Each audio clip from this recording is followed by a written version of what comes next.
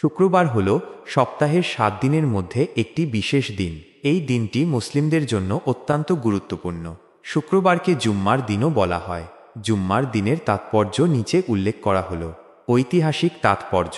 ইসলামের ইতিহাস অনুযায়ী এই দিনে হজরত আদম কে সৃষ্টি করা হয়েছিল এবং এই দিনেই তিনি জান্নাতে প্রবেশ করেছিলেন। এছাড়াও এই দিনে অনেক গুরুত্বপূর্ণ ঘটনা ঘটেছে। এই জন্য শুক্রবার মুসলিমদের কাছে একটি বিশেষ দিন। ধর্মীয় তাৎপর্য। শুক্রবার মুসলিমদের সাপ্তাহিক ইবাদতের দিন। এই দিনে জুম্মার নামাজ অনুষ্ঠিত হয়, যা অন্যান্য নামাজের তুলনায় বিশেষ গুরুত্ব বহন করে। জুম্মার নামাজে অংশগ্রহণ করা মুসলিমদের জন্য অনেক বড় সওয়াবের কাজ। এছাড়াও এই দিনে দোয়া কবুল হওয়ার সম্ভাবনা বেশি থাকে। সামাজিক তাৎপর্য। শুক্রবার মুসলিমদের জন্য একটি সামাজিক মিলন মেলার দিন। এই দিনে সবাই একসাথে মসজিদে যায়, নামাজ পড়ে এবং একে অপরের সাথে কুশল বিনিময় করে। এর মাধ্যমে সামাজিক বন্ধন দৃঢ় হয়। সাংস্কৃতিক তাৎপর্য।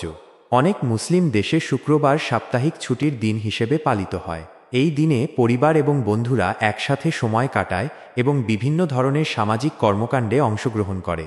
এছাড়াও শুক্রবারকে সপ্তাহের সেরা দিন হিসেবেও বিবেচনা করা হয়। এই দিনের অনেক ফজিলত রয়েছে এবং মুসলিমরা এই দিনটিকে খুব গুরুত্বের সাথে পালন করে।